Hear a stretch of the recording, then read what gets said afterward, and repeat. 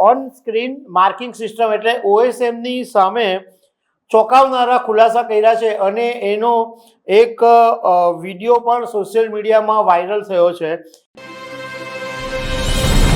તમે કલ્પના કરો કે કોઈ સરકારી કામ માટે ટેન્ડર બહાર પાડવામાં આવે અને જ્યારે ટેન્ડર બહાર પાડવામાં આવે ત્યારે શરૂઆતની અંદર એકદમ કડક નિયમો હોય અને પછી નિયમોને વારંવાર બદલવામાં આવે અને એક જ કંપની એ નિયમોમાં યોગ્ય દેખાય ત્યારે સવાલ ઊભો થાય જ કે નિયમો બદલાવવામાં આવ્યા એ કોઈ કંપનીને ફાયદો પહોંચાડવા માટે બનાવવામાં આવ્યા।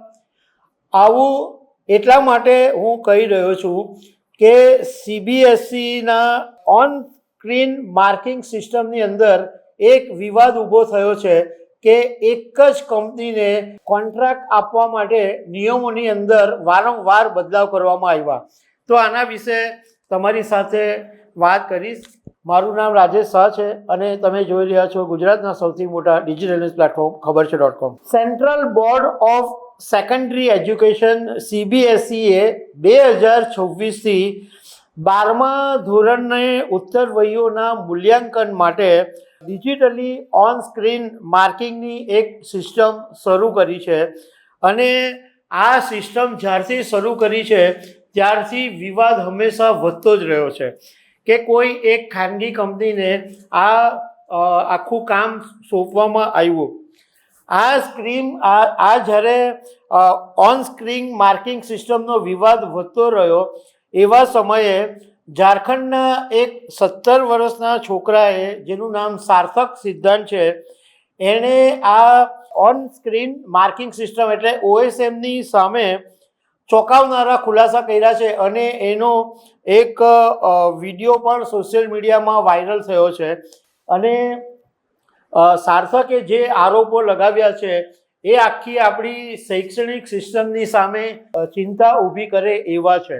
સાર્થકે પોતાના એક બ્લોગની અંદર એવું કીધું છે કે જ્યારે પોતાનું રિઝલ્ટ આવ્યું ત્યારે પોતાની એણે કોપી જોઈ અને મૂલ્યાંકનને લઈને એને શંકા ઊભી થઈ અને એણે ટેન્ડર ડોક્યુમેન્ટ શોધવાનું શરૂ કર્યું અને સાર્થકે એવો આરોપ લગાવ્યો કે CBSEની ટેન્ડર પ્રક્રિયાની પ્રોસેસમાં એક જ કંપનીને વધારે લાભ મળ્યો છે।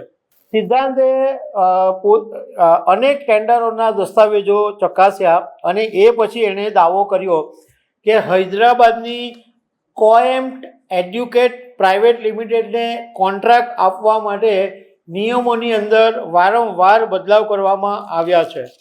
2025માં જારી કરવામાં આવેલા ટેન્ડરની અંદર TCS અને કોએપ બંનેએ અરજી કરેલી હતી અને એ પછી જાહેર રેકોર્ડ ઉપરથી આ નામ હટાવી દેવામાં આવ્યા અને એ પછી ટેન્ડર નિયમોની અંદર બદલાવ કરવામાં આવ્યા। 3 વખત ટેન્ડરો બહાર પાડવામાં આવ્યા અને 2 વખત નિયમો બદલાવવામાં આવ્યા અને છેલ્લે આ આખો કોન્ટ્રાક્ટ છે એ હૈદરાબાદની કંપનીને આપી દેવામાં આવ્યો। સાર્થકે એવો પણ આરોપ લગાવ્યો છે કે બ્લેક લિસ્ટિંગ, ખરાબ પ્રદર્શન અને ટર્નઓવરના નિયમોને એવી રીતના બદલાવ કરવામાં આવ્યો કે કોએમ કંપનીને સીધો જ સરળતાથી ફાયદો થાય, સીધી આ કંપની સરળતાથી ક્વોલિફાય થઈ શકે એ રીતના નિયમો બનાવવામાં આવ્યા। સાથે એણે એવું પણ કીધું છે કે આ કોએમ્પ્ટ કંપની છે એ પહેલાં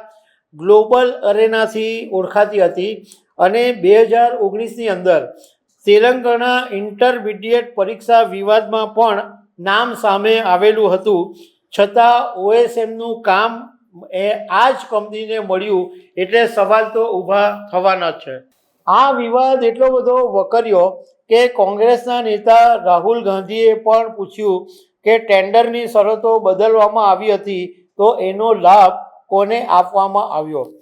કેન્દ્રના શિક્ષણ મંત્રી ધર્મેન્દ્ર પ્રધાને સ્વીકાર્યું કે OSMની સિસ્ટમમાં ગડબડ સામે આવી છે અને વિદ્યાર્થીઓની ફરિયાદોનું નિરાકરણ લાવવામાં આવશે।